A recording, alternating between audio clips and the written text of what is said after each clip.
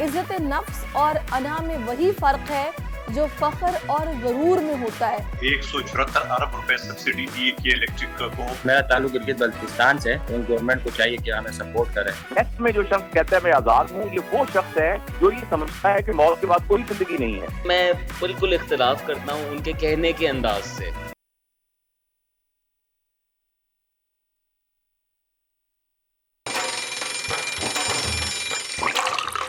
आजकल जिंदगी ही सुबह आउट ऑफ कंट्रोल है, दुनिया बोल है, दुनिया बोल है।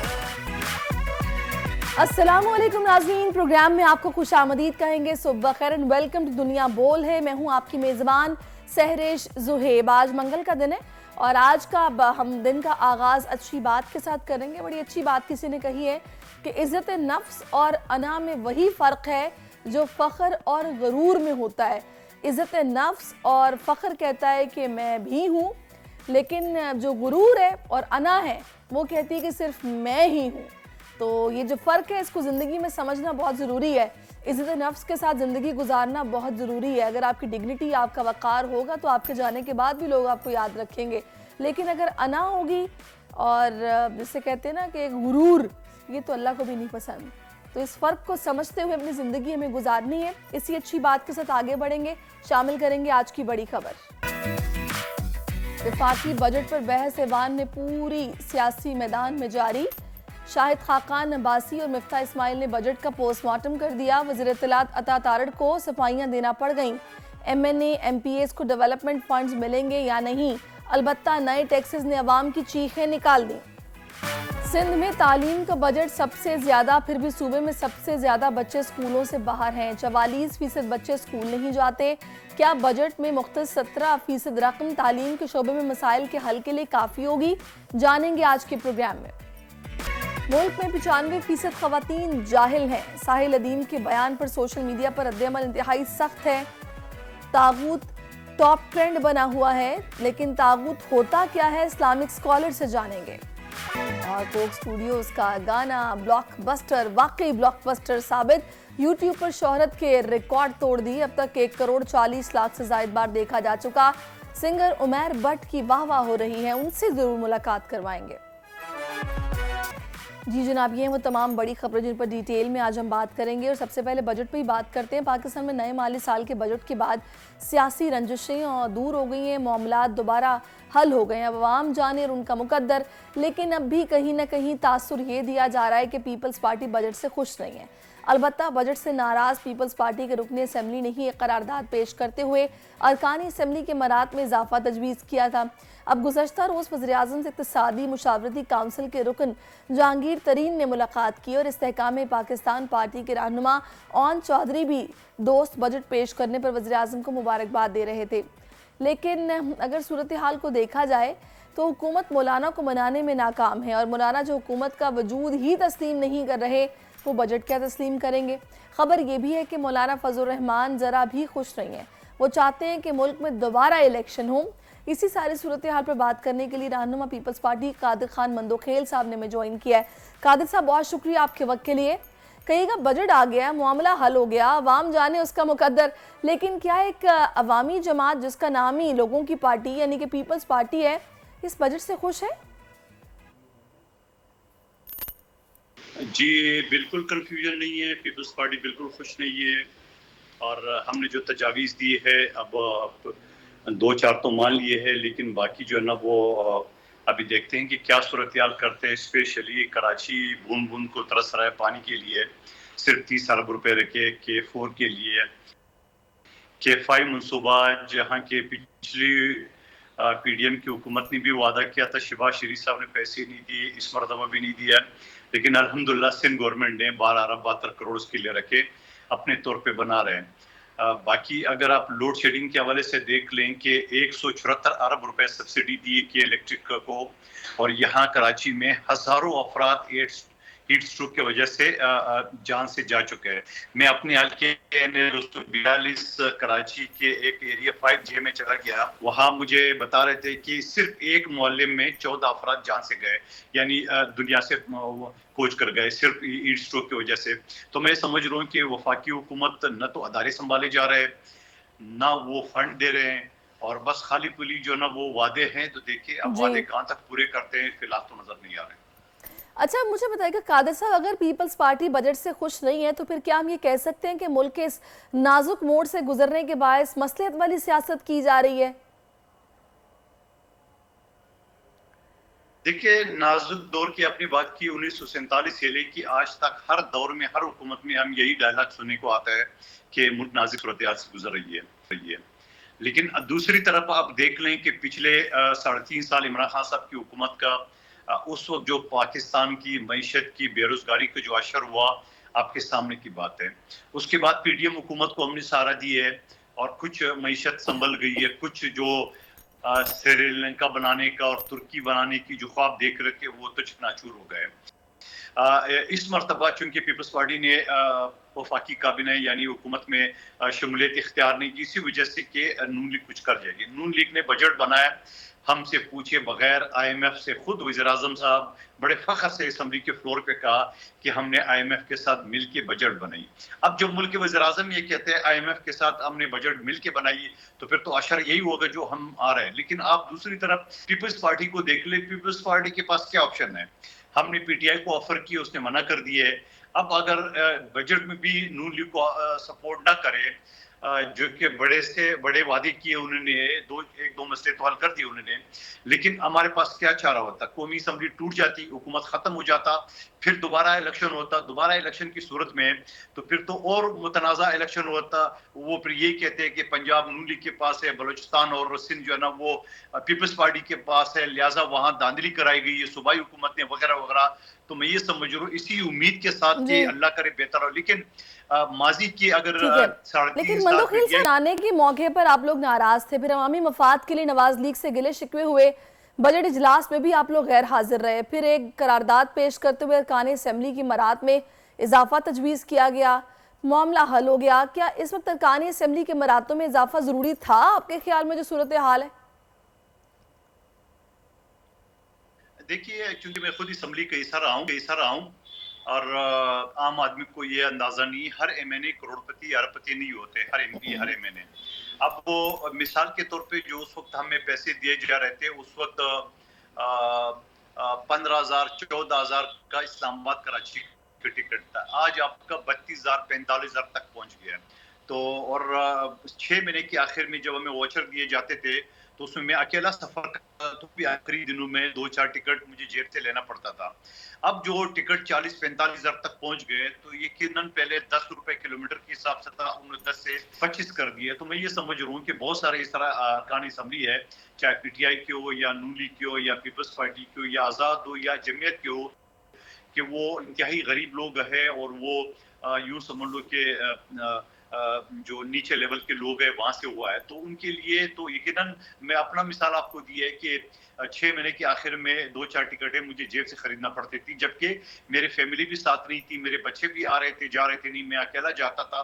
क्योंकि हर जुमे को मुझे कराची आना पड़ता था, हल्के को भी टाइम और पीर की सुबह जाना पड़ता था। तो मैं समझ रहा हूँ कि आप सबको एक नजर देख के कि ऐसे MNA भी है जो न कोई पैसे लेते हैं, न कोई कमीशन लेते हैं, न रिश्वत लेते हैं, वो इन्हीं टिकट पे गुजारा करते हैं। और जारी बात है, अखराजात भी होते हैं, घर के अंदर भी होते हैं। अगर टिकट पे पैसे खर्च करे तो अभी खाएगा पिएगा कहाँ से वहाँ जो। चलिए, बहुत शुक्रिया आपका कादिर खान मंदोखेल साहब, आपका हमने पॉइंट ऑफ व्यू ले लिया। बहुत शुक्रिया कि आपने अपना कीमती वक्त हमें दिया है। नाज़रीन, सूरत हाल तो कुछ इस तरह से है कि ताजिर, मजदूर, सनतकार, सरमायादार सभी मैदान में है। पाकिस्तान पेट्रोलियम डीलर एसोसिएशन ने बड़ा ऐलान कर दिया है। चेयरमैन अब्दुल समी खान कहते हैं कि मौजूदा वज़ीर ख़जाना खुद मुख्तार नहीं है, बल्कि IMF के आदमी हैं। औरंगज़ेब और इसाक डार दोनों ही वजारत ख़जाना की अहलियत नहीं रखते। मुज़ाकरात कामयाब ना हुए तो मुल्क भर में पंप्स को गैर मुअय्यना मुद्दत के लिए बंद कर देंगे। इसी सारी सूरत हाल पर बात करेंगे। इस्लामाबाद से मलिक सईद अवान ने हमें इस वक्त ज्वाइन किया है, क्योंकि 5 तारीख को कॉल दी गई है हड़ताल की कि अगर मुज़ाकरात कामयाब नहीं होते तो पंप्स को बंद कर दिया जाएगा। मलिक सईद, बताइएगा इस्लामाबाद में क्या सूरत हाल है? जी बिल्कुल, हुकूमत की जानिब से पेट्रोलियम डीलर्स एसोसिएशन ने जो है वो एहतजाज का ऐलान किया है, क्योंकि हुकूमत की जानिब से जो है एडवांस टैक्स आयद कर दिया गया है। नॉन फाइलर्स के लिए ये टैक्स जो है 0.5, जबकि नॉन फाइलर्स के लिए 2.5 जो है फीसद टैक्स आयद किया गया है। और ये बाकाज़ाब्ता तौर पर SRO भी जारी कर दिया गया है कि PSO से जो बर रास्त टैक्स वो पेट्रोल लेंगे या मसनूआत प्रोडक्ट्स लेंगे तो उनकी इनवाइसेस पे 2.5% नॉन फाइलर के लिए और 0.5% जो फाइलर के लिए एडवांस इनकम टैक्स लिया जाएगा। इस हवाले से chairman Pakistan petroleum dealers association की जानिब से गुज़िश्ता रोज़ एक प्रेस कॉन्फ्रेंस सामने आई, जिसमें उन्होंने ऐलान किया कि अगर हुकूमत ये टैक्सेस वापस नहीं लेती तो 5 जुलाई से मुल्क भर में जो है हड़ताल का ऐलान कर दिया जाएगा। उनका ये भी कहना था कि पहले ही हम स्मगल शुदा तेल की वजह से बहुत परेशान है, जिस पे हुकूमत तवज्जो नहीं दे रही। अब इस टैक्स के लगाए जाने के बाद इंडस्ट्री जो है वो मुकम्मल तौर पर तबाह हो जाएगी। आपको ये बताता चलूँ कि गुज़िश्ता रोज़ जो है इस्लामाबाद में ताजर तंजीमों की जानिब से भी जो बिजली के बिलों और गैस के बिलों और टैक्स जो नए टैक्स आयद किए गए हैं उसके ख़िलाफ़ जो है वो एहतजाज की कॉल दी गई और बाकायदा तौर पर धरना भी दिया गया। तो जब से ये नया बजट जो है ये नाफिजुल अमल हुआ है उसके बाद से मुख्तलिफ तबकात की जानिब से इसी तरह की कॉल्स दी जा रही है, एहतजाज किया जा रहा है। बहुत शुक्रिया आपका मान, आपने हमें सूरत हाल से आगाह किया। वाकई सभी काफ़ी परेशान हैं। देखते हैं अब ये मुज़ाकरात किस इस तरफ जाते हैं, हल कोई निकलता है नहीं निकलता। एक ब्रेक शामिल करते हैं प्रोग्राम में, ब्रेक के बाद वापस आते हैं। Keep watching us. आजकल जिंदगी ही सुबह आउट ऑफ कंट्रोल है, दुनिया बोल है, दुनिया बोल। वेलकम बैक नाज़रीन, कुछ तालीम की बात करते हैं। सिंध में तालीमी निज़ाम शदीद बदहाली का शिकार है, बावजूद इसके कि सिंध हुकूमत ने बजट में तालीम के लिए एक अच्छी रकम मुख्तस की है। हमारे यहाँ 7 मिलियन से ज़ायद बच्चे स्कूल नहीं जाते हैं। वालिदैन सरकारी स्कूलों पर भरोसा नहीं करते हैं। सरकारी टीचर्स की कारकर्दगी 0/0 है। इसी तरह डिग्री जो कॉलेजेस हैं उनका मयार जो तालीम है वो भी बहुत ही ख़राब है। और तो और अब जामियात के चांसलर्स ने भी खदशा जाहिर कर दिया है कि जामियात को डिफ़ॉल्ट से बचाना है तो अरबों का बजट देना होगा। इसी सारी सूरत हाल पर बात करने के लिए वाइस चांसलर हैं NED यूनिवर्सिटी के डॉक्टर प्रोफेसर सरोज हशमत साहब ने हमें ज्वाइन किया। अस्सलाम वालेकुम प्रोफेसर साहब। वालेकुम अस्सलाम। प्रोफेसर साहब, सबसे पहले तो मुझे नीयत बड़ी नेक लग रही है, तभी इतना बजट मुख्तस किया गया है जो कि किसी सूबे ने नहीं किया, लेकिन सिंध हुकूमत ने किया तालीम के लिए। किस तरह देख रहे हैं आप? देखिए, मैं अगर आप सूबे की तालीम की बात करें तो उसके 3 पोर्शंस हैं। एक स्कूल डिपार्टमेंट है जो स्कूलों को लुक आफ्टर करता है, स्कूल और कॉलेजेस को, और कॉलेज स्कूलों को। दूसरा डिपार्टमेंट है जो कॉलेजेस को देखता है, और तीसरा डिपार्टमेंट है जो यूनिवर्सिटीज़ को देखता है। और मैं ज़ाहिर है कि जो बजट एलोकेशन यूनिवर्सिटीज़ के लिए उसी के बारे में जानता हूँ और उसी में अपनी राय दे सकता हूँ। तो यकीनन एक बहुत खुशाइन बात है कि हुकूमत सिंध ने इस साल 35 अरब रुपए का बजट मुख्तस किया है सिंध की 30 जामियात के लिए, जो यकीनन न सिर्फ खुशाइन है बल्कि बाकी सूबों के लिए भी बाकी सूबों के लिए भी वो बहुत ही मशल-ए-राह साबित होना। सही। अच्छा, मुझे ये बताइएगा प्रोफेसर साहब, ज़ाहिर है आपकी गहरी नज़र तो होगी ओवरऑल जो इस वक्त सूबे में सूरत हाल है तालीमी निज़ाम पर, क्योंकि ज़ाहिर है आप एक एजुकेशनिस्ट हैं, आपकी फील्ड ही ये है। तो क्या अब आप इसकी किसको ज़िम्मेदार समझते हैं आप, जो तालीमी हाल यहाँ पर है कि स्कूलों से तकरीबन 44% बच्चे बाहर हैं, स्कूल्स इस तरह के हैं कि वहाँ पर गधे और घोड़े बांधे गए हैं, और जो बच्चे हैं उनकी तालीम इस तरह की है कि कोचिंग सेंटर्स उन्होंने ज्वाइन किए हुए, स्कूलों पर असातिज़ा पर उनका भरोसा नहीं है। तो ये कोई नया बिगाड़ नहीं है, बड़ा पुराना बिगाड़ है जो कि होते होते यहाँ तक सूरत हाल पहुँची है। कैसे देखा आपने? देखिए, अगर आप ओवरऑल सिचुएशन का अहाता करें तो पिछले 75 साल में किसी भी हुकूमत के लिए तालीम कोई बहुत बड़ी प्रायोरिटी रही नहीं। अच्छा। ये आज की हुकूमत नहीं, मैं इस शोबे से तकरीबन 40 साल से वाबस्ता हूँ, और मेरी खुशकिस्मती थी कि मेरे दोनों वालिदैन भी इस शोबे से मुंसलिक रहे। तो मैंने तो उसी घराने में आप खुली, तो एक्चुअली है ये कि हमारी किसी भी हुकूमत की कोई बहुत बड़ी प्रायोरिटी है नहीं तालीम, और उसकी वजह से ज़ाहिर न सिर्फ, और उसके ज़िम्मेदार सब लोग हैं, चाहे वो हुकूमतें हों, हुकूमत में चाहे वो पॉलिटिशियंस हों, चाहे वो ब्यूरोक्रेसी हो, और चाहे वो स्कूल एडमिनिस्ट्रेशन और स्कूल के असातिज़ा हों। सब इंतहाई गैर जिम्मेदारी का सबूत देते हैं, और ज़ाहिर है कि उसमें सबसे बड़ी जिम्मेदारी जो है वो तो स्कूल के असातिज़ा की भी है ना, कि कम से कम वो तो अपनी ड्यूटी पूरी करें। अनफॉर्चुनेटली फिर जब निज़ाम बिगड़ता है तो उसमें हर चीज़ बिगड़ती है। सही लोगों का सिलेक्शन नहीं हुआ, जो लोग आ गए वो उसके अहल नहीं थे।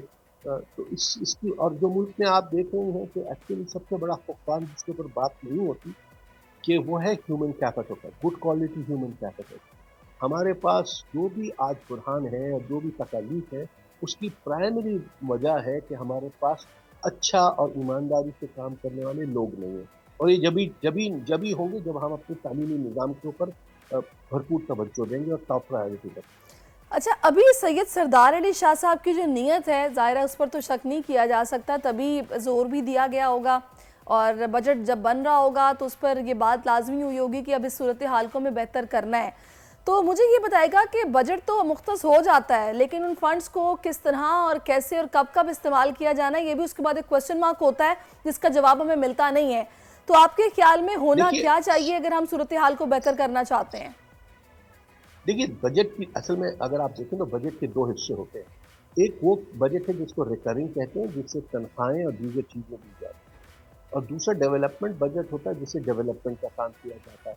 तो जहाँ तक ताल्लुक़ है तनख्वाहों का और रिकरिंग बजट का, वो तो इस्तेमाल होता है। ज़ाहिर जो लोग हैं उनकी तनख्वाहें जा रही हैं, पेंशन जा रही है, और दीगर खर्चे होते हैं तालीमी इदारे चलाने के लिए, तो वो तो इस्तेमाल होता है। अब डेवलपमेंट प्रोजेक्ट्स जो हैं वो ज़ाहिर है कि स्पेसिफिक होते हैं कि क्या कोई स्कूल की बिल्डिंग बननी है, क्या यूनिवर्सिटी का कैंपस बनना है, उस पर बहुत कुछ डिपेंडेंट होता है उस स्कूल पे जो जिम्मेदार है इस डेवलपमेंट प्रोजेक्ट को करने की।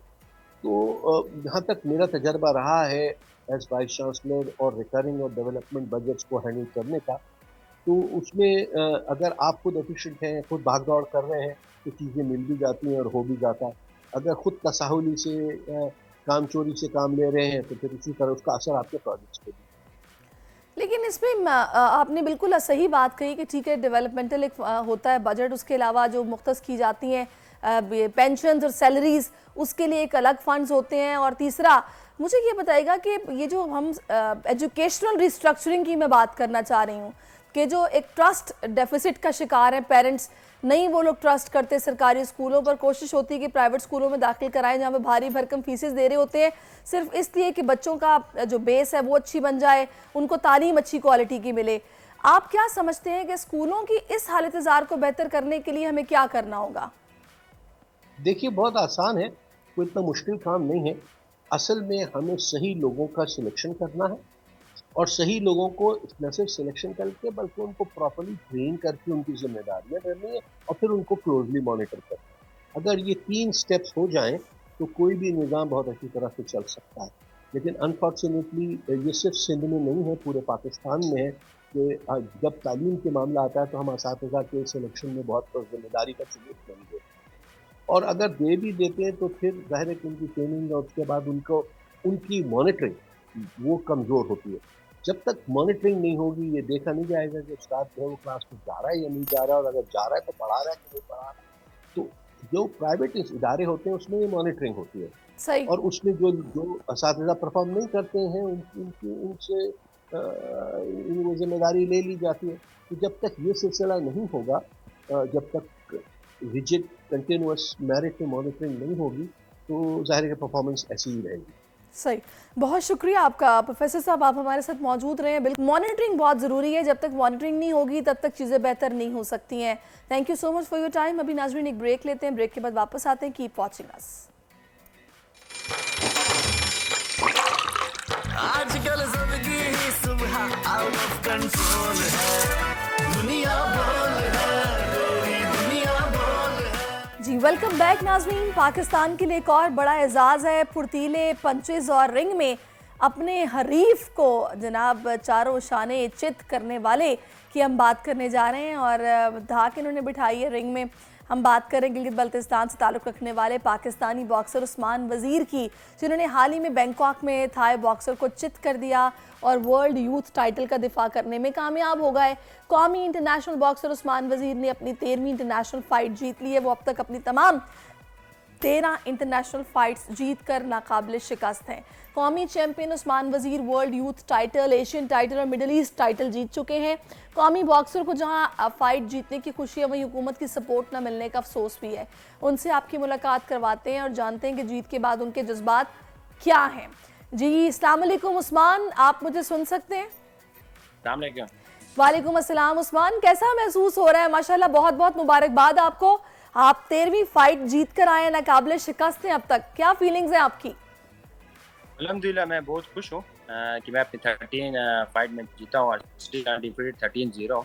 मगर मुझे दुख इस बात का है कि मैं अपना वर्ल्ड यूथ टाइटल नहीं बचा सका।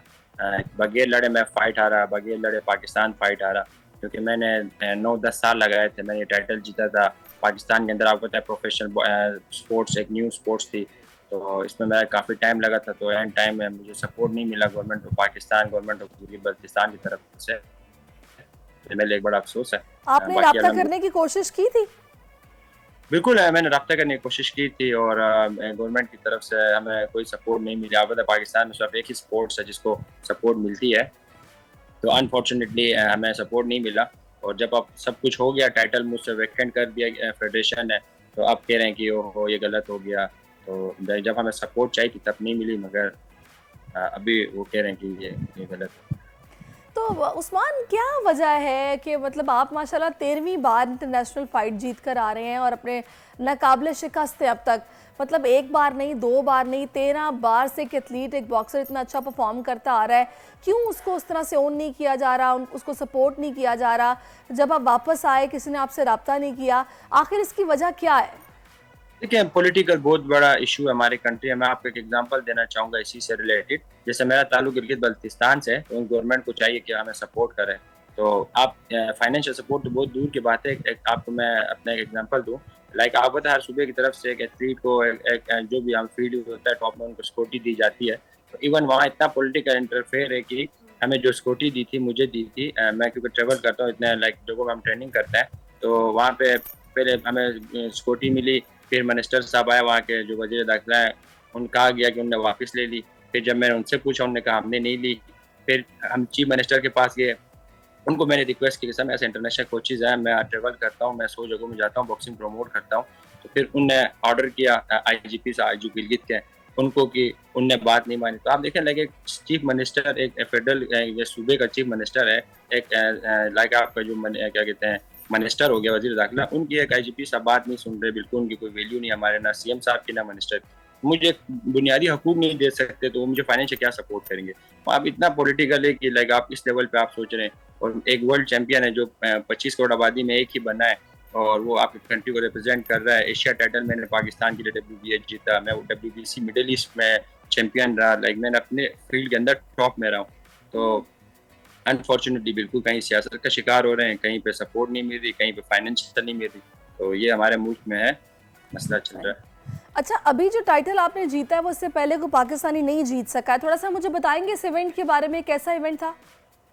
बिल्कुल देखें, मैं सबसे पहले world boxing council middle east जीता पाकिस्तान के लिए। उसके बाद मैंने WBA एशिया जीता, वो भी आज तक पाकिस्तान के लिए कोई नहीं जीता था। फिर मैं एक हिस्ट्री बनाई मैंने वर्ल्ड यूथ टाइटल मैंने पाकिस्तान के लिए जीता WBO का, वो भी आज तक कोई बॉक्सिंग में, प्रोफेशनल बॉक्सिंग में पाकिस्तान के लिए नहीं जीता। अब ये मेरी लास्ट फाइट थी, इसमें मैंने यही वर्ल्ड यूथ टाइटल को डिफेंड करना था, जिसके लिए मुझे 12 से 14 मिलियन दरकार थे। मैंने अपनी फीसें जमा करानी थी टाइटल की, मेरे कोचेज़ की फीसेस थी, मेरा मेडिकल था, मेरे जितने भी मेरे ट्रेनिंग कैंप के एक्सपेंसेस हैं। मगर अनफॉर्चुनेटली मैं 2 दफ़ा तो डिफेंड कर सका, वो भी अपनी मदद आप। और जो मैं ज़रूर शुक्रिया अदा करना चाहूँगा हमारे जो स्पॉन्सर हैं एक्टिवेट, जो अल्टीमेट टाइमेक्स का भी हमारा न्यू ब्रांड है, उन्होंने मुझे सपोर्ट किया। DHA जो लाहौर हॉस्पिटल है, उसके साथ जो मलिक कासिम भाई कायनात ट्रेवल्स, इन्होंने मुझे फाइनेंशियल सपोर्ट किया, जिसकी वजह से मैं अपनी रैंकिंग बचा सका। इवन अगर मैं इस फाइट में अगर मुझे रैंकिंग के लिए स्पॉन्सर नहीं मिलता, तो मेरी रैंकिंग भी लाइक मतलब कम हो रही थी। तो अनफॉर्चुनेटली टाइटल तो नहीं बचा सका, मगर कम से कम मैंने अपनी रैंकिंग बचाई। अब भी मेरे पास टाइम है, अगर गवर्नमेंट मुझे सपोर्ट करे, government of Baltistan, government Pakistan, ये टाइटल में दोबारा लड़ सकता हूँ, मैं दोबारा वर्ल्ड यूथ चैंपियन बन सकता हूँ। तो इंशाल्लाह। अच्छा उस्मान, अब नेक्स्ट आपका क्या प्लान है? देखिए मैं यही है, मुझे सपोर्ट मिले। मैं एक आवाम से भी रिक्वेस्ट करना चाहूँगा, पाकिस्तान के गवर्नमेंट से, आप सिर्फ एक सपोर्ट को सपोर्ट ना करें, सारे इक्वल हैं, हम भी मेहनत करते हैं। एक स्पोर्ट के लिए अरबों रुपए लग रहे हैं, आपको रिजल्ट नहीं मिलते, और एक आपके पास ऑलरेडी वर्ल्ड चैंपियंस हैं, वर्ल्ड यूथ चैंपियंस हैं, एशिया चैंपियंस हैं, उनको आप फीस नहीं होने की वजह से उनसे टाइटल वापस लिया जा रहा है और एक के ऊपर अरबों रुपए लग रहे हैं उनको। आप उनसे आप वो हार के वापस आ रहे हैं, हार के वापस आ रहे हैं। जैसे भी जो भी है, मैं किसी एथलीट के मुखालिफ नहीं हूँ, मैं स्पोर्ट्स के मैं ये कहना चाहता हूँ कि सबको इक्वल ट्रीट करें, सेम मुझे फाइनेंशियल सपोर्ट करें। मैं दोबारा वर्ल्ड यूथ टाइटल लड़ना चाहता हूँ, मैं दोबारा पाकिस्तान के लिए जीतना चाहता हूँ। नहीं उस्मान, मैंने आपकी बहुत तारीफ सुनी है, आपके जो अपने इलाके के लड़के हैं, मैं मोहम्मद शुएब का भी जिक्र करूँगी, वो बार बार ये कहते हैं कि जी हम लोगों को जो सिखाया है वो उस्मान वज़ीर जो हैं वो हमारा सपोर्ट सिस्टम है, हम उनसे इंस्पायर होते हैं। तो बड़ी अच्छी बात है कि आप नौजवान लड़कों को वहाँ पे ट्रेन भी कर रहे हैं और आप उनको बता रहे हैं, समझा रहे हैं। आपको पता है हर एथलीट पाकिस्तान छोड़ के चला जाता है जिसको अपॉर्चुनिटी मिलती है। वाइट शायद मुझे फील हो रहा है कि शायद मेरी गलती थी कि मैं पाकिस्तान में मैं रहा, मैं पाकिस्तान के लिए मैंने सोचा, क्योंकि मैंने कहा कि मैं पाकिस्तान के स्पोर्ट्स को भी साथ लेके जाऊंगा, बॉक्सिंग को भी प्रमोट करूंगा। अब मुझे फील हो रहा है कि शायद मैंने गलत सोचा था, क्योंकि इस मुल्क से मुझे जो मुझे डिजर्व, मैं 50% मुझे सपोर्ट नहीं मिला। तो मैं हमेशा नहीं, आप मायूस ना हो, आप ऐसी बातें ना करें। इंशाल्लाह अभी आपकी बात सुन रहे होंगे जो इक़्तिदार में बैठे हुए लोग हैं और वो यकीनन आपसे रब्ता भी करेंगे और आपको सपोर्ट भी करेंगे, आपको ओन भी करेंगे। मेरी भी उनसे गुजारिश है कि आपके मुल्क का ये टैलेंट है जो कि पाकिस्तान को बाहर जाके रिप्रेजेंट करता है, तो यकीनी तौर पर इनको वो रिवॉर्ड मिलना चाहिए जिसके ये हकदार हैं, इनको वो सपोर्ट मिलनी चाहिए। जो ज़ाहिर है आप लोग जीत के आते हैं, मेहनत करते हैं, तो ये गलत है जो आप लोगों के साथ किया जा रहा है। तो बहुत शुक्रिया उस्मान, इंशाल्लाह आगे चीज़ें बेहतर होंगी और आपको फिर से वापस मिल जाएगा। हमारी दुआएं आपके साथ हैं। Thank you so much for your time. अभी एक ब्रेक लेते हैं, ब्रेक के बाद वापस आते हैं। Keep watching us. आजकल सबकी ही सुबह आउट ऑफ कंट्रोल है, दुनिया बोल है, दुनिया बोल है। वेलकम बैक नाज़रीन। 2022 में किए गए सर्वे के बारे में मैं आपको बताऊंगी, जिसमें कहा गया कि पाकिस्तान में ख़वातीन में ख्वानदगी की शरह 49% है। अलबत्ता साहिल अदीम के ख्याल में पाकिस्तान की 95% ख़वातीन जाहिल हैं और साहिल अदीम की गुफ्तगू अब सोशल मीडिया पर वायरल हो रही है। इशू ये था कि एक निजी टीवी शो पर एक खातून ने साहिल अदीम ने ख़वातीन की बड़ी तादाद को जाहिल कहने पर माफ़ी मांगने का उनसे मुतालबा किया। तो इस पर साहिल अदीम का मौक़िफ़ था कि माफ़ी हमें उस बात पर मांगनी चाहिए कि हमने अपने बेटियों को वाकई जाहिल रखा। साहिर अदीम ने खातून से सवाल किया कि क्या उन्हें तागूत का मतलब पता है, जिस पर खातून ने कहा कि वो नहीं जानती। जिसके बाद साहिर अदीम ने कहा कि तागूत इस्लाम में सबसे बड़ा गुनाह है, जिसको किसी चीज़ का इल्म ना हो उसे जाहिल कहते हैं और जाहिल को जाहिल कहना इस्लाम में पहला फ़र्ज़ है। अब जनाब, ख़वातीन की अक्सरियत को जाहिल करार देने पर अवामी राय क्या है, ये भी आप जान लीजिए। आई थिंक बहुत ज़्यादा दिल आज़ारी की बात है for all the women who are working and for women in general, और उनको ये स्टेटमेंट वापस लेनी चाहिए और ऐसे एक प्लेटफॉर्म पे ऐसा बोलना भी नहीं चाहिए, बिल्कुल भी ये अल्फाज नहीं अदा करनी चाहिए थे। और ख़वातीन इस वक्त पाकिस्तान के तरक्की में बहुत अहम किरदार अदा कर रही है और बहुत बेहतरीन तरीके से ये जो है ना अपनी चीज़ें लेकर चल रही है। बहरहाल साहिर अदीम का ये जो है ना बयान काबिल मज़म्मत है। जो इन्होंने ये स्टेटमेंट दी है वो टोटली रॉन्ग है। उनको चाहिए कि वो इस चीज़ पे डटे ना रहें और उनको चाहिए कि वो इस चीज़ पे माजरत करें। ये तो बदतमीज़ी में आती है। अगर उनको ख़वातीन को जाहिल कह दिया है तो पहले अपने घर पर देख ले, माँ बहनों को देख ले, तो फिर कह दे। अगर घर पर जाहिल तो कर दिए फिर तो मतलब वो ख़वातीन भी जाहिल हो गई। उनको चाहिए कि वो अपनी स्टेटमेंट वापस करें और माजरत करें इस चीज़ से, और मैं इस चीज़ की मज़म्मत करती हूँ। अच्छा जी, ये तागूत जो है ना वो इस वक्त टॉप ट्रेंड बना हुआ है और आपने ये रद्द-ए-अमल भी देख लिया लोगों का। बड़े बड़े ओहदों पर ख़वातीन बैठी हुई हैं, अपने घर चलाती हैं, और मर्द तो शायद सिर्फ नौकरी करता है, ख़वातीन तो घर के साथ बच्चे भी और शौहर को भी मैनेज कर रही होती हैं और नौकरी भी करती हैं। तो जाहिल ख़वातीन तो खैर ये नहीं कर सकती, और एक बड़ी तादाद है अब तो ख़वातीन की जो घरों से निकलती है और अपने अपने शोबे में अपना लोहा मनवा रही हैं। तो इस तरह की बात करने से पहले 1000 बार साहिल अदीम को सोचना चाहिए था, लेकिन शायद आजकल लोग रेटिंग के और व्यूज़ के चक्कर में कुछ भी ऐसा बोल देते हैं जो कि कॉन्ट्रोवर्शियल होता है। मकसद सिर्फ इतना होता है कि बदनाम भी हैं तो क्या नाम नहीं होगा, ज़ाहिर है नाम तो हो रहा है, तो लिहाजा कुछ भी कह दें कोई फ़र्क नहीं पड़ता। तो इस पर उनको अकाउंटेबल किया गया है। ख़वातीन ने इस पर काफ़ी एहतजाज किया है कि उनको इस तरह का कोई बयान नहीं देना चाहिए था। एक नई बहस छिड़ गई है।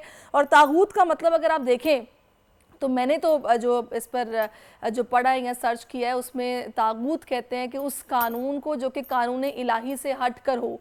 यानी कि तागूत के लफ्ज़ी मानी कहे जाते हैं हद से बढ़ जाना, यानी कि सरकशी करना, इसको तागूत कहते हैं। और इसके अलावा अगर कोई ऐसा कानून हो या कोई भी ऐसा अदालती निज़ाम हो जिसमें जो मती ना हो अल्लाह के या फिर अल्लाह की बनाई हुई किताब के, उसको भी तागूत कहा जाता है। तो इसी सारी सूरत हाल पर बात करने के लिए मुफ्ती ज़ुबैर साहब हमें ज्वाइन करेंगे, लेकिन अभी मुख्तसर सा ब्रेक लेना है। ब्रेक के बाद वापस आते हैं। Stay with us. आजकल जिंदगी ही सुबह आउट ऑफ कंट्रोल है, दुनिया बोल है, तेरी दुनिया बोल है। जी वेलकम बैक नाजरीन। बात हम कर रहे हैं साहिल अदीम पर और तागूत पर। मुफ्ती ज़ुबैर साहब भी हमें ज्वाइन करेंगे, लेकिन उससे पहले डॉक्टर जावेद इकबाल इस वक्त मुझे ज्वाइन कर चुके हैं, उनको हम प्रोग्राम में खुशामदीद कहते हैं। अस्सलाम वालेकुम डॉक्टर साहब। डॉक्टर जावेद इकबाल साहब अस्सलाम वालेकुम। डॉक्टर जावेद, मुझे ये बताएगा कि आपने भी यकीनन ये स्टेटमेंट सुना होगा, ये हमारा मुआशरा किस तरफ जा रहा है? मतलब हमने अकाउंटेबिलिटी शुरू कर दी है सिर्फ रेटिंग के चक्कर में, व्यूज़ के चक्कर में। हम कौन होते हैं किसी को सर्टिफिकेट देने वाला, कौन जाहिल है और कौन पढ़ा लिखा है? आपने यकीनी तौर पर ये स्टेटमेंट सुना होगा जो कि बहुत वायरल भी हो रहा है, जिस शो की काफ़ी बात भी हो रही है। ख़वातीन को जाहिल करार दे दिया है 95% पाकिस्तानी ख़वातीन को। आप एग्री करते हैं स्टेटमेंट से? देखिए, मुझे उस वक्त तो मैंने लाइव तो नहीं ये देखा था, लेकिन बाद में जब ये शोर गोगा हुआ तो मैंने वो प्रोग्राम किसी अपने दोस्त को मंगवा के पूरा तफसील से उस प्रोग्राम को देखा है। उस प्रोग्राम को मेरे जाती ख्याल में आउट ऑफ कॉन्टेक्स्ट फ्लो किया जा रहा है। वो जो गुफ्तगू थोड़ी सी एक आपको क्लिप नजर आ रहा है, उससे पहले बहुत एक तफसील गुफ्तगू हुई है। उस कॉन्टेक्स्ट के अंदर ये बात इस तरीके से नहीं है कि किसी को डायरेक्ट जाहिल लेबल कर दिया गया है। और उसको ना मेरा ये ख्याल है कि हमारे यहाँ ना मीडिया के अंदर सेंसेशन क्रिएट करने के लिए बाज़ उसमें एक बहुत ज्यादा एक हाइप क्रिएट हो जाती है। फिर कुछ लोग जिनको उसके कॉन्टेक्स्ट का पता नहीं होता, वो मजे लेने के लिए उसके मीम बनाना शुरू कर देते हैं। तो मेरा ये ख्याल है कि पहली बात तो ये है कि मैं ये समझता हूँ कि हमारे माशरे में ख़वातीन को उनका जायज़ हक नहीं मिल रहा, नंबर एक। नंबर दो, हमें ये मालूम होना चाहिए कि जायज़ हक है क्या। जायज़ हक ये नहीं है कि औरत जो है वो जो हमारी, या मर्द भी, दोनों के दोनों, जो लिमिटेशन हमारे सोशल नॉर्म्स या हमारे रिलीजियस नॉर्म्स के अंदर अल्लाह ताला ने दी हैं, उसको क्रॉस करके ये कहे कि मैं उसी तरह से आज़ाद हूँ जिसमें वेस्ट में एक शख्स कहता है मैं आज़ाद हूँ। वेस्ट में जो शख्स कहता है मैं आज़ाद हूँ, ये वो शख्स है जो ये समझता है कि मौत के बाद कोई जिंदगी नहीं है। लेकिन doctor Javed, very sorry to interrupt you, यहाँ पर मेरा कहने का मकसद ये है कि जब हम इंटरनेशनल या नेशनल टीवी पर बैठे होते हैं तो अल्फाज का चुनाव हमें बहुत देखभाल के करना पड़ता है, किसी की दिल आजारी ना हो। अगर मैं डायरेक्टली किसी को ये बोलूंगी कि वो तो जाहिल है, तो जाहिर है उसकी दिल आजारी होगी, तभी वहां पर बैठी खवातीन उनको बुरा लगा, उन्होंने फौरन से इस पर रिएक्ट किया। जी ये बेटा, ये तो बिल्कुल सही बात में अल्फाज का एहतियात से इस्तेमाल करना चाहिए और अपनी बातों को जो है उसके अंदर, चाहे आप किसी के साथ बिल्कुल भी आपका नजरिया में इख्तलाफ हो, लेकिन उसकी इज्जत नफ्स को मजरूह नहीं करना चाहिए। लेकिन साथ साथ मैं ये भी बहुत गुजारिश करूंगा कि हमें चीजों को ना आउट ऑफ कॉन्टेक्स्ट भी नहीं देखना चाहिए। बात देखना, कुरान में लिखा है कि नमाज के करीब भी मत जाओ, लेकिन उससे जो अगली आयत है उसमें अगर तुम नशे की हालत के अंदर हो, बाज़ चीजें जो है अगर आप उसको छोटे छोटे सेगमेंट को करके करेंगे तो उसका मफहूम डेवलप नहीं होगा, उसको आउट ऑफ कॉन्टेक्स्ट। लेकिन ये बात आपकी बिल्कुल दुरुस्त है और मैं इस बात से एग्री करता हूं कि हमें किसी की भी दिल आजारी नहीं करनी चाहिए। फिर डॉक्टर साहब, दिल आजारी अगर हो गई आपसे, आपने कर ली, तो फिर आपको अपनी डिग्निटी का इतना ख्याल है कि आप एक नेशनल टीवी पे बैठकर माफी मांगने से कतरा रहे हैं। आप उल्टा ये बोल रहे हैं कि मैं माफी इस बात पर मांगता हूं कि हमने अपनी बच्चियों को जाहिल रखा है, यानी कि मैंने किसी की दिल आजारी की है, मैं उस पर माफी नहीं मांगूंगा, लेकिन ये मसला है, इस पर माफी होनी चाहिए। मेरा एक जाती ख्याल ये भी है, इस मैटर को हमें बहुत ज्यादा इसको बॉयल नहीं करना चाहिए। देखिए, इस तरह करके हम किसी नतीजे पर नहीं पहुंच रहे। देखने वाला शख्स जो है वो खुद करेगा कि किसकी ज्यादती है, किसकी ज्यादती नहीं है। तो इसको मेरा ये ख्याल है कि मीडिया से भी मैं रिक्वेस्ट करूंगा कि इस मामले को बहुत ज्यादा ना किया जाए। ऐसा करने से कुछ भी हमें अचीव नहीं हो रहा। अगर हम सिर्फ एक शख्स को सिर्फ ह्यूमिलिएट करना चाहते हैं, पूरे मीडिया में हम ट्रोलिंग करना चाहते हैं, ये ट्रेंड भी मुझे ठीक नहीं है। नहीं, ये ट्रेंड देखिए, अगर बात भी नहीं होगी ना डॉक्टर साहब, तो दूसरे बंदे को भी फिर ये बिल्कुल रियलाइज नहीं होगा कि उससे गलती क्या हुई है और नेक्स्ट टाइम उसको इस चीज का ख्याल करना है जो गलती उससे हो गई है। ये भी तो प्रॉब्लम है ना। देखिए ना, उसको भी पब्लिकली ह्यूमिलिएट करने की बजाय यही बात उनसे 1 to 1 कर ली जाए।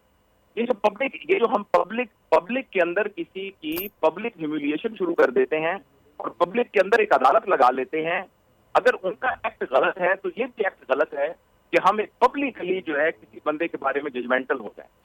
बिल्कुल नहीं, आप बिल्कुल सही कह रहे हैं डॉक्टर साहब, लेकिन पता है इस तरह के जो शख्सियात अशखास होते हैं ना, वो इस तरह के कंट्रोवर्शियल अल्फाज का इस्तेमाल करते भी इसीलिए हैं कि ताकि पब्लिकली उनको नोटिस भी किया जाए, पब्लिकली डिस्कस भी किया जाए, पब्लिकली लोग उनको देखना चाहें, उनको कैसे कह सकते हैं ये बेटा, हम कैसे कह सकते हैं, हम किसी की नीयत के बारे में कैसे जज कर सकते हैं? सही, ये बात जो है ना, ये तो अल्लाह ताला ने अपने इख्तियार में रखी है कि कोई किस नीयत से क्या कर रहा है। ये चीजें बेटा अल्लाह ताला ने अपने इख्तियार में रखी हैं। हम ये देखिए ना, हमारे यहाँ सोशल मीडिया के जो नेगेटिव इफेक्ट है ना, उनमें ये इफेक्ट है। लेकिन बस डॉक्टर साहब आपकी बात बिल्कुल बजाय, लेकिन बड़ी माजरत के साथ इस तरह का कहा गया है ना कि लोग जाती तौर पर राब्ता करके बोलते भी हैं कि भी हाँ हमसे बात करें, इस टॉपिक पर ये हुआ है। खैर मैं आपसे मजीद भी बात करूंगी। और इस वक्त हमें उमैर जालियावाला ने ज्वाइन किया, वो भी मोटिवेशनल स्पीकर हैं। उमैर साहब आपको खुशामदीद कहेंगे शो में, बहुत शुक्रिया आपके वक्त के लिए। कहिएगा आपने भी सारा ये देखा है जो ये शो में हुआ और उस पर एक कंट्रोवर्सी क्रिएट हुई है, लोग काफ़ी बात भी कर रहे हैं, आपकी इस पर राय क्या है? जी अस्सलाम वालेकुम, आपका बहुत शुक्रिया मुझे शो पे लेने के लिए। पूरा मुल्क जहालत लफ्ज़ पे डिस्कशन कर रहा है, जो कि बहुत अच्छी बात है। और ऐसी फड्डों में आपको पता है कुछ खैर भी निकलती है और तवज्जो जाती है उन चीज़ों पे जहाँ पे नहीं जाती। आई थिंक साहिल भी यही इशारा कर रहे थे कि जो ख़वातीन वैसे ही हमारे यहाँ तालीम के मैदान में पीछे रखी गई हैं, उन पे आज तक इतनी पाबंदियाँ हैं। लेकिन मैं बिल्कुल इख्तलाफ करता हूँ उनके कहने के अंदाज से। कोई शख्स कोई चीज़ नहीं जानता तो उसका जाहिल करार दिया जाना, और वो ऐसा लफ्ज़ भी उसके हम मायने बहुत मुख्तलिफ अंदाज में मुख्तलिफ अल्फाज से समझते हैं। तो अरबिक हमारी ज़बान नहीं है, तो मुझे लगता है कि उन्होंने कहीं ना कहीं इस अंदाज में गुफ्तगू की कि उस लड़की को बहुत उन्होंने ट्रिगर किया। उस लड़की की मुझे ये बात बहुत अच्छी लगी कि उसने उनसे अपॉलजी डिमांड की, क्योंकि उन्होंने सिर्फ उनके लिए बात नहीं की, उन्होंने 95% ख़वातीन के ऊपर एक लेबल लगा दिया एज अ मैन, और ये आज के दौर में एक्सेप्टेबल नहीं है ख़वातीन को। सो मर्दों को सेंसिटिविटी बिल्ड करने की ज़रूरत है। लड़की ने बिल्कुल सही वॉइस किया, लेकिन उसके बाद जो हुआ वो आप जानती हैं कि हो जाता है, वो एक फड्डा बन गया और उसके बाद उस पर बात करना कोई फ़ायदा नहीं देता। मेरे साथ अभी डॉक्टर जावेद इकबाल मौजूद थे और उन्होंने ये कहा कि आप कैसे उनकी नीयत पे शक कर सकती हैं। अल्फाज का चुनाव तो ठीक है, बिल्कुल सही नहीं था, जो कि उनकी बात आपकी भी और उनकी भी बजाय, लेकिन अगर माफ़ी मांग ही ली है तो कह देते अच्छा जी मैं माफ़ी चाहता हूँ अगर आपकी दिल आज़ारी हुई है, इसमें क्या मुज़ाहिका था? बिल्कुल, और जिस अल्लाह और जो फेथ की वो बात कर रहे हैं उसमें तो झुकाव होना, उसमें तो बात का अंदाज ऐसा होना कि कोई नाराज़ ना हो, किसी की तज़लील ना हो। अगर साहिल इल्म वाले अपने आप को कहते हुए बाकियों को जाहिल करार देते थे, क्या अल्लाह के नबी ये काम नहीं कर सकते थे? क्या उनके साथ वाले लोग बाकियों को ये लफ्ज़ से नहीं पुकार सकते थे? लेकिन नहीं किया गया। इसके लिए बेहतर लफ्ज़ मौजूद है। मेरे उस्ताद तो इलिटरेट लफ्ज़ भी यूज़ नहीं करते थे, वो कहते थे प्री लिटरेट। उमैर, इलिटरेट का मतलब है कि ये अनपढ़ है, प्री लिटरेट का मतलब है कि ये आगे पढ़ लेगा। उम्मीद लगानी चाहिए कि कोई बात नहीं। लेकिन आपकी बात वो बिल्कुल ठीक है उमैर कि आजकल के दौर में ना ये एक्सेप्टेबिलिटी ख़वातीन में बिल्कुल भी नहीं है कि उनके लिए कोई इस तरह की टर्म का इस्तेमाल किया जाए, भले वो बड़ी मुहज़्ज़िब अंदाज में हो, भले ला इल्म या कह देते तो भी वो एक्सेप्टेबल ना होता। बिल्कुल मैं एग्री करता हूँ इस लड़की के साथ, उसने बिल्कुल दुरुस्त काम किया। अगर लड़कियों के लिए ये बातें एक्सेप्टेबल नहीं हैं तो अच्छी बातें नहीं रही। हम जिंदगी भर ये बातें सुनते हुए आए हैं, लड़कियों को लेबल करते हुए आए हैं, कमज़ोर से लेके ऐसे ऐसे अल्फाज हैं कि वो शोज़ पे किए भी नहीं जा सकते और वो मिंबरों से निकले। लेकिन पता आपको ये हमारा जो माशरा है ना उमैर साहब, ये कुछ इस तरह का है कि हम इस माशरे में अभी तो हम उस दौर से गुजर रहे हैं कि कोशिश कर रहे हैं कि ख़वातीन घरों में वायलेंस का शिकार भी होती हैं, अब उनको अब्यूजिव मैरिजेस ज़ाहिर है उनकी चल रही होती हैं, लेकिन वो बेचारी पिस रही होती है, कुछ कहती नहीं है। लेकिन अगर कोई पढ़ा लिखा बंदा नेशनल टीवी पर बैठकर किसी औरत के लिए इस तरह के लफ्ज़ का इस्तेमाल करेगा तो पता है फिर वो तक़वियत मिलती है उस तरह के मर्दों को जो कि ऑलरेडी एक बैकवर्ड किस्म का माइंडसेट रखते हैं। वो तो फिर और पक्के हो जाते हैं कि हाँ औरतें तो हैं ही कम अकल, लाइल, इनको कुछ नहीं पता होता। बिल्कुल, और ये उनका पैटर्न भी नज़र आता है ना कि उनके जो शोज़ हैं उनमें फड्डा ज़रूर हो रहा है, उसमें बातचीत का अंदाज़ यही है। ऐसा कैसा सच है और ऐसा कैसा सच सिखाने वाले हैं जो इतना चुभता हुआ आके लगता है और जिसमें सिर्फ वो दुरुस्त होते हैं। उसके बाद भी उन्होंने जो कुरान का रेफरेंस दिया वो दुरुस्त रेफरेंस नहीं था। उस रेफरेंस में ये नहीं लिखा हुआ कि जो नहीं जानता उसको ये कहो कि वो जाहिल है। भरे बाजार में उसको कहना शुरू कर दो। बिल्कुल ये उन्होंने वो भी खैर क्योंकि लाइव शो में थे तो मेरा ख्याल है उनकी भी स्टेट ऐसी हो गई। लेकिन हम सबको एहतियात करनी चाहिए, इस मुल्क में फड्डा चल पड़ा है, हम सबको डॉक्टर जावेद आप मेरे साथ हैं? अच्छा अच्छा, वैसे ये उन्होंने कहाँ से ये निकाला है? मुझे तो समझ से बाहर है। उन्होंने कहा है कि जी इस्लाम में पहला फर्ज है कि जाहिल को जाहिल कहो। ये कहाँ लिखा हुआ है? जी, मैं बेशुमार जमातों के साथ और इस्लाम सिखाने वालों की बातें सुन चुका हूँ। उन सब ने पहले फ़राइज़ अपनी बात को इम्पोर्टेंट बनाने वाले बना दिए। उन सब ने सबसे बड़ा गुनाह अपने प्रेफर्ड गुनाह को बना दिया। ये जैसे मैंने कहा कि वो ऐसी कैफियत में आ गए थे कि फड्डा हो गया था। तो उसमें फिर बातें आपको पता है हर तरह की निकल जाती हैं। उन्होंने ये पहले भी ऐसे ही जो बात की उसमें वो 95% किसी जो इस बात की तरफ इशारा कर रहे थे वो बात गुम हो गई। बस वही प्रॉब्लम हो गई अब हमारे यहाँ इंटेलेक्चुअल्स की, या जो खुद को ज़्यादा पढ़ा लिखा तस्वर करते हैं, वो कहते हैं कि जी जो बात दी अब उसको जस्टिफाई करना है, उसके लिए हमें भले कुरान का सहारा लेना पड़े, भले खुद ही से कुछ ना कुछ गढ़ के बयान करना पड़े, वो उससे भी दरेग नहीं करते हैं। इस वक्त मुफ्ती ज़ुबैर साहब ने भी हमें ज्वाइन किया है जो कि इस्लामिक स्कॉलर हैं। उनको प्रोग्राम में खुश आमदीद कहते हैं। अस्सलाम वालेकुम मुफ्ती साहब। जी वालेकुम सलाम व रहमतुल्लाहि व बरकातहू। जी मुफ्ती साहब, ये जो तागूत का लफ्ज़ बड़ा इस्तेमाल हो रहा है, बड़ी बहस हो रही है, जिस पर हमने देखा कि एक साहिल अदीम साहब जिन्होंने एक शो में बैठ के खातून से पूछा कि आपको तागूत का मतलब पता है, उन्होंने कहा जी नहीं पता। तो ज़रा थोड़ी रहनुमाई कीजिएगा, फरमाइएगा हमारी, ये तागूत का मतलब है क्या और उनको क्यों इस्तेमाल करना पड़ा? बिस्मिल्लाहिर्रहमानिर्रहीम, अहमदु व नसल्ली अला रसूलिल करीम, अम्मा बाद। देखिए किस शख्स ने कहाँ पर, कौन सी जगह पर, कौन सी डिबेट में कौन सा लफ्ज़ इस्तेमाल किया और उससे उनकी मुराद क्या थी और उनका मकसूद असली क्या था, इस बहस से कता नज़र, और मैं इस मामले के अंदर नहीं पढ़ना चाहता, इससे कता नज़र कुरान करीम के अंदर ये लफ्ज़ आया है, कई दफ़ा आया है। तो व्हाट इज़ द मीनिंग तागूत? तागूत का असल माना और मफहूम और मकसूद है क्या, वो है असल सवाल। कुरान करीम की एक इस्तिलाह है, एक टर्म है। इस कुरान करीम की टर्म और इस्तिलाह को समझना ये एक अच्छी बात है, इल्म फैलना चाहिए, मालूमात होनी चाहिए। तो अब ये बात कि तागूत के लफ्ज़ का हकीकी माना क्या है, तो याद रखें कि तागूत का लफ्ज़ी माना, लुग़वी माना होता है निहायत सरकशी। सरकश और सरकशी को, बगावत खुदाबंदी को तागूत कहा जाता है।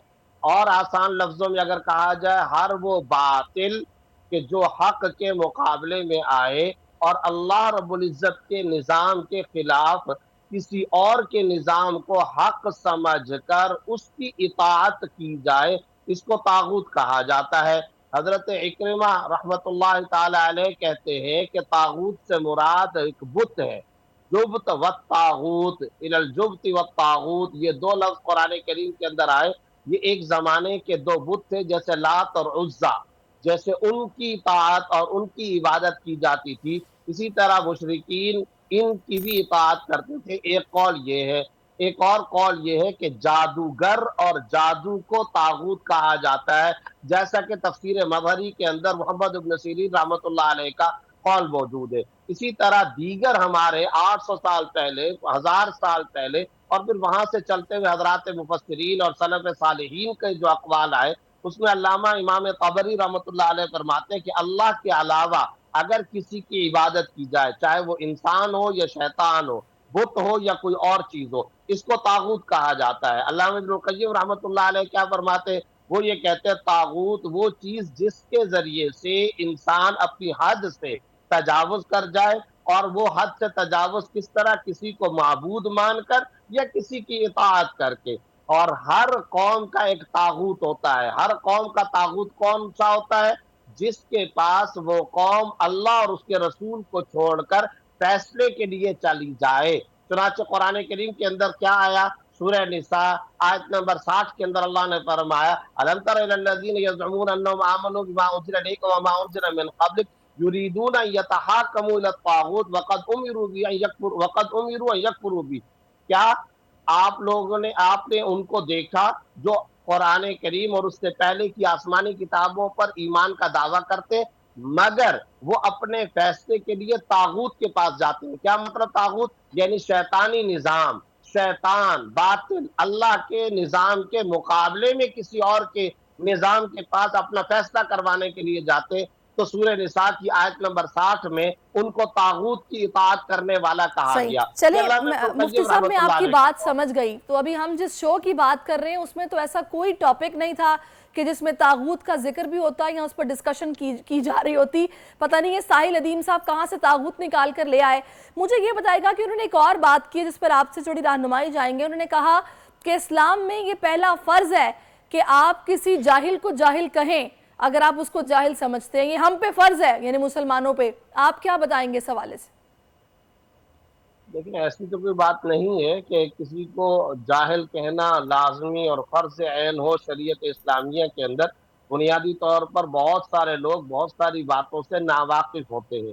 और वैसे भी ये जो जाहिल का लफ्ज है, जाहिल का लफ्ज अगरचे कुरान करीम के अंदर आया और नावाकिफ के बारे में जो कि आगाही ना रखता हो उसके बारे में भी ये कहा गया, लेकिन मुतय्यन तौर पर किसी खास फिक्स और मुकर्रर आदमी को इस तरह से कहना कि तुम जाहिल हो या फलां जाहिल है, ये शरीयत के मिजाज के मुताबिक नहीं है। कुरान का जो दावत का उसलूब है, हिकमत का जो उसलूब है, वो ये है कि लोगों के अंदर तोड़ पैदा न किया जाए, लोगों के अंदर कुर्बत पैदा की जाए, उनको करीब किया जाए। अब अगर मैं किसी को दावत इस्लाम देना चाहता हूँ या किसी को इस्लाह या नसीहत या अल्लाह रसूल की बात अगर कहना चाहता हूँ और फिर मैं उसको कहूँ तुम जाहिल हो, तुम नावाकिफ हो, तुम फला हो, तो जाहिर है इससे वो करीब तो नहीं आएगा। तो जो अंबिया का उसलूब दावत है वो तो बड़ा बुलंद बाला है, बड़ा ऊंचा है, और उसमें अगले को इज्जत देनी चाहिए। इज्जत दे करके आप बात करेंगे तो इस तरह आप उसको दीन के करीब करेंगे। आपको लोगों को बदजन और मुतनफर नहीं करना है, बल्कि लोगों को अपने करीब करना है। बिल्कुल, लोगों को अपने करीब करना है। और मकसद भी किसी मोटिवेशनल स्पीकर का या इंटेलेक्चुअल जो भी खुद को समझता है उसका यही होना चाहिए कि लोग उसके करीब हो जाएं, उसको सुनना पसंद करें, उनसे गुफ्तगू से कुछ ज़ाहिर है उनको भी कुछ अफादियत हो। मैं आपकी तरफ आऊँगी उमैर साहब, मुझे ये बताइएगा कि एक चीज़ और भी है। हम लोग ज़ाहिर है जब किसी इस तरह के शो में बैठते हैं, किसी पॉडकास्ट में बैठते हैं, ऐसे किसी भी सेशन में बैठते हैं, तो आजकल एक ट्रेंड भी बन गया है कि कोई ना कोई कंट्रोवर्शियल बात करो जिससे कि लोग ना एकदम उस पर जनाब शोर मच जाए, उस पर ट्रोलिंग शुरू हो जाए, लोग आपको कॉल्स करनी शुरू कर दें कि साहिल साहब आपका टाइम चाहिए। सर ये आपने क्या जुमला इस्तेमाल किया है, इस पर थोड़ी रहनुमाई फरमाएं जी हमारी। ये क्या ट्रेंड है ये? जी, काफ़ी ये सोशल मीडिया वही कर रहा है जिसके बारे में हम ट्रेडिशनल मीडिया को ब्लेम करते थे। सारी आवाम पकड़ पकड़ के मीडिया को रगड़ती थी कि व्यूज़ की खातिर और अपनी टीआरपी। मेरा सवाल आपसे, मैं कह रहा था कि बिल्कुल हम जो मीडिया को रगड़ते रहते थे सालों से टीआरपी और लाइक्स के लिए और अपनी आई बॉल्स के लिए काम करते हैं और वैसा कंटेंट ऐसे मेहमान लेकर आते हैं, तो आज सोशल मीडिया पे बिल्कुल यही हो रहा है। ना सिर्फ ऐसे लोग लाए जाते हैं बल्कि उनके साथ ऐसे काम करवाए जाते हैं कि वो ज़्यादा से ज़्यादा वायरल वैल्यू रहे। उसमें आपको पता है फड्डा, किसी की तजलील होना, ये काम मिर्च मसाले वाले एकदम से फ्लाइट पकड़ जाते हैं। तो यहाँ पे एहतियात की ज़रूरत है। जो सारे कॉन्टेंट बनाने वाले हैं टीवी शोज वाले लोगों को ना लेकर आए। हम ऐसे एंटरटेनर्स को जो कि सिंगर्स नहीं अपने आप को सिंगर्स कहते हैं, उनको सारे चैनल्स फीचर कर रहे हैं। क्यों फीचर कर रहे हैं? बिल्कुल बिल्कुल। और जब कोई ऐसी विंडो बन जाएगी जिसमें चेक एंड बैलेंस होगा तो ये चीज़ें काफ़ी कंट्रोल में आ जाएंगी। अभी तो सबको पता है ना कि होना कुछ नहीं है, कुछ भी बोल दो। मैं खैर मुफ्ती साहब आपकी तरफ वापस आती हूँ। मुफ्ती साहब मुझे बताइएगा कि इस्लाम में ख़वातीन के जो हुकूक हैं या फिर जो ख़वातीन को लेकर कुरान की रोशनी में एक वक़ार की बात की गई है, जो उनकी अहमियत की बात की गई है, थोड़ी उस पर रोशनी डालिएगा। क्योंकि किसी को इस तरह जाहिल कह देना मेरा नहीं ख्याल है किसी तौर पे शरई तौर पे भी ठीक नहीं है, अखलाकी तौर पे भी ठीक नहीं है। क्या इस पे इस्लाम कहते हैं किसी की दिल आज़ारी इस तरह करनी चाहिए? देखिए, मैं पहले ये बात अर्ज कर चुका हूँ कि जब भी कोई आदमी मुबल्लिग या दाई या मोटिवेशनल स्पीकर आजकल के टर्म के मुताबिक कहा जाए, जब वो दीन के बारे में बात करता है तो गोया कि वो दावत दे रहा होता है, गोया कि वो एक नासिहाना तर्ज इख्तियार कर रहा होता है। वो लोगों को अल्लाह रसूल और हकीकी तौर पर कुरानी तालीमात के करीब कर रहा होता है। जब वो ये फरीजा अंजाम दे रहा है तो उसके जिम्मे पहला बुनियादी फरीजा ये है कि वो अगले को इज्जत दे और अगले के बारे में तौकीर, अदब और एहतराम के अल्फाज इस्तेमाल करे। मैं किसी खास प्रोग्राम के बारे में बात नहीं कर रहा ना मेरे। जी हम भी आपसे मुफ्ती साहब जनरली पूछ रहे हैं, सिर्फ अवाम की रहनुमाई के लिए प्रोग्राम पे बात नहीं कर रहे हैं। अब आप देखिए जी, अब आप एक बात देखिए, तिरमिजी के अंदर एक हदीस है, बड़ा हसीन, बहुत ही मुख्तसर सा सेकंडों में वाक़या बयान करता हूँ कि एक सहाबी फरमाते हम कमीशन एजेंटी का काम करते थे। अच्छा, कमीशन एजेंट को अरबी के अंदर समसार कहा जाता है, जिसको उर्दू के अंदर दलाल का लफ्ज कहा जाता है या कमीशन एजेंट का। तो आपको पता है ये काम शरई शराइत के मुताबिक शरअन जायज है, मगर कुछ ज्यादा पसंदीदा काम नहीं होता। इसके मुकाबले में बिजनेस और तिजारत करना ये बहुत अच्छा होता है। वो सहाबी कहते हैं कि हम कई अफराद की एक फर्म टाइप की थी, आप सल्लल्लाहु अलैहि वसल्लम वहां तशरीफ लाए तो आप सल्लल्लाहु अलैहि वसल्लम ने फरमाया या माशरत तुज्जार। सहाबी कहते हैं हम इतने खुश हुए, हमें आप सल्लल्लाहु अलैहि वसल्लम ने फरमाया ए बिजनेसमैनों की जमात, ए ताजिरों की जमात। गोया आप सल्लल्लाहु अलैहि वसल्लम ने उनको इज्जत दी, उनको आप सल्लल्लाहु अलैहि वसल्लम ने एक तौकीर दी है। तो ये हमेशा मुबल्लिग का फरीजा होता है कि जब आप किसी से दीन की बात करते हैं तो उनको इज्जत दें, उनको एहतराम दें, तब जाकर के वो करीब आएंगे, फिर आपकी नसीहत भी कारगर साबित होगी। लेकिन अगर आपने पहले से किसी को ये कह दिया तुम तो बिल्कुल ही गिरे हुए हो, तुम जाहिल हो, तुम वाकिफ नहीं हो, तुम्हें तो आता पता कुछ नहीं है, तुम तो फलां चीज नहीं जानती हो या नहीं जानते हो, तो ये शरीयत का मिजाज नहीं है, ये इस्लाम का हिकमत वाला नासिहाना खैर खाहाना मिजाज नहीं है, अंबिया का ये तरीका नहीं है। हमेशा अंबिया कराम का तरीका ये हुआ करता था, दुश्मन से दुश्मन भी अगर कोई है तो उसको एहतराम देकर फिर उसको अपनी बात इस्लाम की दावत। अच्छा, और अगर आपसे मुफ्ती साहब को गलती इस तरह की हो जाए कि जिससे किसी की दिल आजारी हुई हो, तो उसमें माफी मांगना कितना अच्छी बात है, अब जरा इस पर भी थोड़ी रोशनी डाल दीजिएगा। जो अल्लाह के लिए तवाज़ो इख्तियार कर लेता है, झुक जाता है, अल्लाह उसको बुलंदियां अता करता है। माफी मांगने में तो वैसे ही किसी किस्म की कोई हचकचाहट नहीं होनी चाहिए। अल्लाह रब्बुल इज्जत उसके अंदर एक नूर पैदा कर देते हैं, इंसानों में भी हर दिल अजीजी और मकबूलियत पैदा हो जाती है, लोग उससे मोहब्बत करने लग जाते हैं कि भाई ये जाहिर है स्लिप ऑफ टंग हो सकता है, किसी से कोई गलत बात हो सकती है, फौरी तौर पर अपोलोजाइज कर लेने में, माजरत कर लेने में बिल्कुल बिल्कुल ये सबसे बेहतर हल होता है। मैं आखिर में चाहूंगी उमैर साहब आपकी तरफ आऊंगी, कोई मैसेज जो कि आप देना चाहें तो प्लीज आप दीजिए। जी, अब यही बात कि माफ़ी मांग लेने में कोई छोटा नहीं हो जाता, इनफैक्ट लोग आपके ज़्यादा करीब आते हैं, और साहिल साहब भी और तमाम लोग ऐसी रवैया इख्तियार करके ऐसी चीज़ों को अवॉइड कर सकते हैं। ये अच्छी मिसालें नहीं हैं और इससे फड्डे और बढ़ते हैं। इसकी वजह से जो चीज़ें खुलती हैं वो फिर डील करनी पड़ती हैं, अच्छाइयाँ भी निकलती हैं, कुछ नई चीज़ें भी आगाही में आती हैं। लेकिन हम इस वक्त ऐसे ही इतने मसलों में हैं, हमें कोशिश करनी चाहिए कि हम अपनी बातचीत को काम बनाएं, मोहब्बत वाली गुफ्तगू बनाएं। बिल्कुल, बड़ी प्यारी बात आपने की है कि बातचीत को ऐसा बनाएं कि मोहब्बत वाली गुफ्तगू हो, लोग आपको सुनना भी पसंद करें। बहुत शुक्रिया आपका मुफ्ती ज़ुबैर साहब, और उमैर जालियावाला आपका भी बहुत शुक्रिया कि आप हमारे साथ मौजूद रहे और आपने इस टॉपिक पर बात। तो ये किसी को भी राइट नहीं है कि किसी को जहालत का सर्टिफिकेट दे, क्योंकि ये फैसला करने का ज़ाहिर है आप तो हक नहीं रखते हैं। और दूसरा, जब आप किसी इस तरह के प्लेटफॉर्म पर बैठे हुए तो अल्फाज का चुनाव बड़ी इंपॉर्टेंस रखता है, कुछ भी कह देना और कैसे भी कह देना ये चीज़ अच्छी नहीं होती है, ज़ाहिर है। उसके बाद फिर यही होता है जो कुछ हो रहा है, एक नई बहस छिड़ जाती है। अभी प्रोग्राम में एक ब्रेक शामिल करते हैं, ब्रेक के बाद वापस आते हैं। जुड़े रहिए दुनिया बोले के साथ। आजकल सबकी ही सुबह आउट ऑफ कंट्रोल है, दुनिया बोल है, दुनिया बोल है। वेलकम बैक नाज़रीन, अब कुछ बात करते हैं T20 वर्ल्ड कप के हवाले से। पाकिस्तान टीम की इंतहाई नाकिस कारकर्दगी पर चेयरमैन PCB मोहसिन नकवी का बयान सामने आया था, जिनमें उन्होंने पाकिस्तान क्रिकेट टीम में बड़ी सर्जरी का इशारा दिया था। पाकिस्तानी क्रिकेट इस वक्त अपनी सबसे कम दर्जे की परफॉर्मेंस पे, और सबसे बड़ा जो चैलेंज है वो टीम की कारकर्दगी को बेहतर बनाना है। इसी हवाले से कौमी क्रिकेटर शाहीन आफरीदी जो हैं वो टीम में सर्जरी से मुतालिक उनसे सवाल किया गया, तो उन्होंने जवाब देने से गुरेज किया। इस वक्त बाद मुस्तफ़ा साहब हमारे साथ मौजूद हैं, उनसे हम इस सारी सूरत हाल पर गुफ्तगू करेंगे। अस्सलाम वालेकुम फवाद साहब। जी वालेकुम अस्सलाम सैरिश। फवाद साहब, ये जो सर्जरी है ये तो खैर बहुत पहले हो जानी चाहिए थी, लेकिन अब देर आए दुरुस्त आए, सोचा गया है कि सर्जरी करनी, इशारा भी दे दिया गया है। आपके ख्याल में सर्जरी किस नौयत की होनी चाहिए? देखिए, हमें कुछ समझ नहीं आ रहा है सर्जरी का यहाँ पर जिक्र क्यों है और खेल के हवाले से। देखिए, मसला सारा ये है कि आपकी टीम पिछले कुछ सालों से अच्छा नहीं कर रही। T20 फॉर्मेट में कदरे बेहतर हालात थे, लेकिन बाकी सारे फॉर्मेट में अच्छा नहीं कर रहे। तो उसमें सोचना ये है कि क्यों नहीं कर रहे, क्या वजूहात हो रही हैं और किस तरह से हमने इस चीज को बेहतर करना है। तो उसमें सबसे बड़ा जो इशू आ रहा था वो ये था, एक तो जी बोर्ड में बहुत सारी चेंजेस हो रही थी छोटे छोटे टाइम पे, थोड़े थोड़े टाइम पे, वो एक बहुत बड़ा इशू था। तो अब अगर बोर्ड ये सेटल हो गया है, आ गया है, तो चीजें जो चला रहे हैं वो समझे तो कि मसाइल क्या है। मसाइल सबसे बड़ा मसला ये है कि आपका जो प्लेयर्स का पूल है वो छोटा हो गया है, आपके पास बेंच स्ट्रांग नहीं है। साथ साथ ये कि खिलाड़ियों के पास ऑप्शन बहुत हो गए हैं। एक जमाने में 1980 में 90 में आप डरा सकते थे कि भाई तुम्हारी क्रिकेट बंद कर दूंगा, या तुम्हें कॉन्ट्रैक्ट साइन नहीं करने दूंगा, तुम्हें ये नहीं करने दूंगा, वो नहीं करने दूंगा।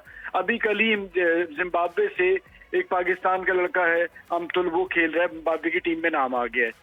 बहुत सारे मुल्कों में अब क्रिकेट खेली जा रही है। और लेकिन फवाद साहब, ये जो सर्जरी की बात की है ना, सर्जरी तो आपको पता है जब होती है तो नाकारा हिस्से को काट दिया जाता है, उसी की सर्जरी की जाती है।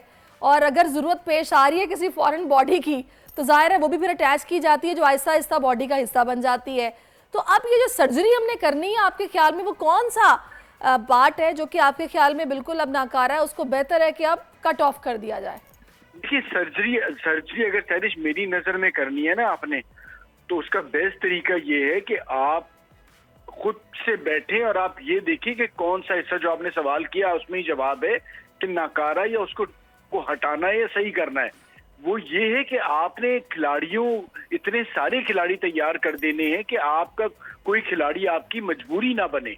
आपके पास पूल बड़ा होना चाहिए, और वो कैसे होगा? वो आपको क्वालिटी ऑफ क्रिकेट बेहतर करनी होगी। यहाँ पर क्वांटिटी ऑफ क्रिकेट हो रही है। अभी मैं आपको बता दूं, अंडर 19 सीनियर डिस्ट्रिक्ट कराची में आपको पता है गर्मी का क्या हाल है। बच्चे खेल रहे हैं, 3-4 एम्पायर जो थे वो कार्डियो जाना पड़ गया। इस गर्मी में आप क्रिकेट खिला के क्या हासिल करेंगे? आप देखिए तो सूरत हाल क्या है, और फिर क्वालिटी क्रिकेट खिलाएं। आप बहुत ज्यादा मैचेस करा रहे हैं, उससे फायदा नहीं होगा। दो प्लानिंग करनी होगी आपको, एक शॉर्ट टर्म प्लानिंग, एक लॉन्ग टर्म प्लानिंग। लेकिन सबसे पहले तो मैं समझती हूँ फवाद साहब के जो प्लेयर्स मौजूद हैं, ज़ाहिर है बैकअप तो नहीं है, बेंच हमारा रेडी नहीं है, लेकिन जो है टीम में उनकी फिटनेस पे बड़े क्वेश्चन मार्क्स हैं।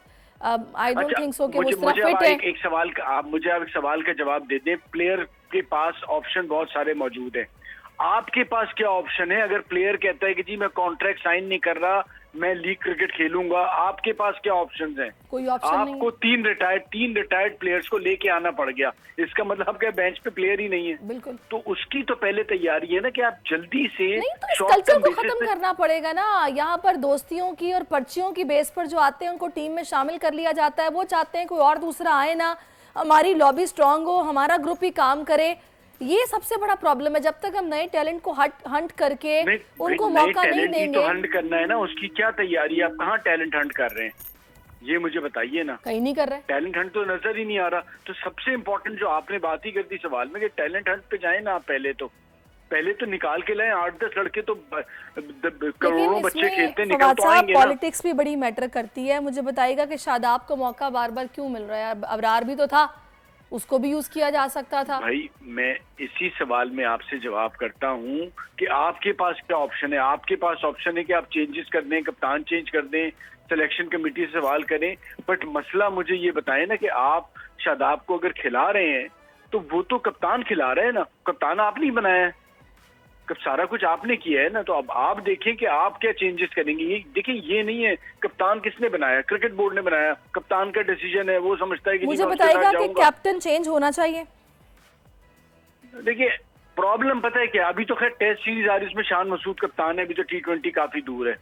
मसला सारा है कि आप जिसको भी बनाए फिर लंबे अरसे के लिए बनाए। ये नहीं होना चाहिए एक सीरीज में ये, एक सीरीज में। अगर शाहीन को वापस कैप्टनसी मिलती है फिर देखिए, ये अभी कुछ कहा नहीं जा सकता। अभी तो ये कहा ही नहीं जा सकता। उसकी वजह ये है कि यहाँ 2 महीने में बोर्ड चेंज हो जाता है। तो फिर आप किसको कैप्टन बनता देख रहे हैं? कुछ कहा तो नहीं जा सकता, कोई अंदर की खबर, कोई आपकी अपनी कोई सोच भी तो होगी। देखिए अभी तो मुझे ये पता है कि जी शान मसूद साहब कप्तान हैं। टेस्ट सीरीज जो बांग्लादेश की हो रही है वो मौजूद है, ठीक है।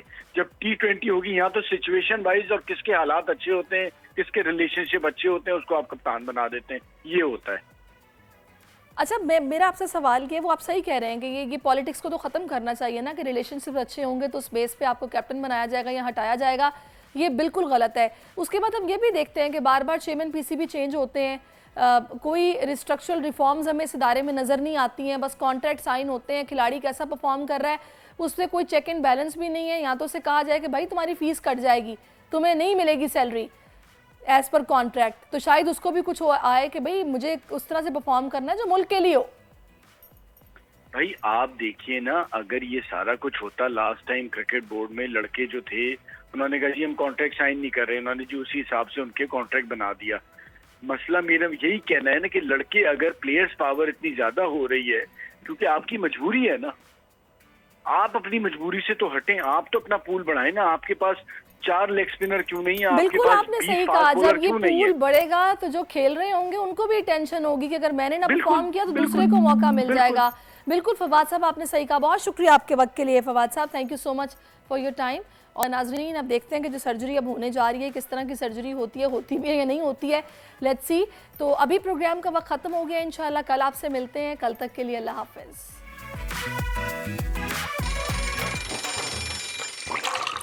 आजकल जिंदगी ही सुबह आउट ऑफ कंट्रोल है, दुनिया बोल है, तेरी दुनिया बोल है। सब्सक्राइब करें और बेल दबाएं ताकि कोई खबर रह न जाए।